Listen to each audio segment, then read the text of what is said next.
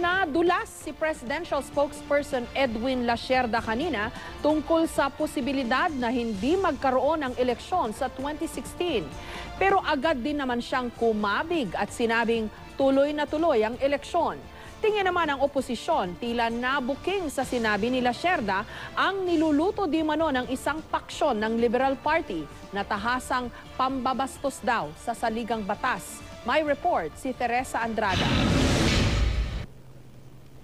May epekto nga ba sa magiging desisyon ni Pinoy ang suportang ipinahayag ng tiyuhin niya kay Vice President Jejomar Binay na di kapartido ng Pangulo? Ang tanong na ito sa tagapagsalita ng palasyo sinuklian ng kontrobersyal na sagot. Let's wait for the endorsement of the President kung sino ang kanyang hahayagin bilang kanyang kandidato sa 2016 kung sakaling tutuloy ang 2016 election.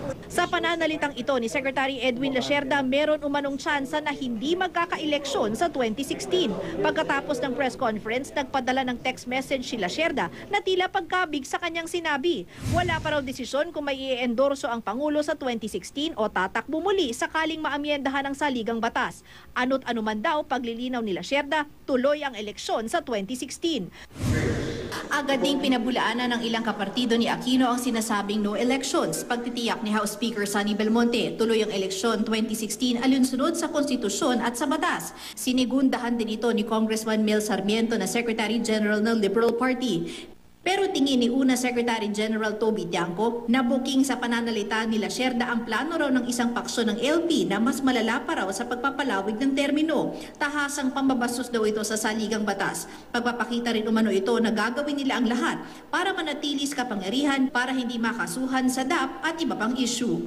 Sa ngayon, sabi ng palasyo, gaya na rin ng unang pahayag ng Pangulo, makikinig muna si Pinoy sa mga boss niya. Di raw kasi ang tipo ni Pinoy ang nagpapadikta kung kani-kanino lang, kaya ilusyon lang daw ni Vice President Jejomar Binay na may grupong nag-uudyo kay Pinoy para magpatuloy ng termino. I really don't know why the allusion is against the people surrounding the President when the President himself has already openly stated his views on the Constitution and the President cannot be dictated on.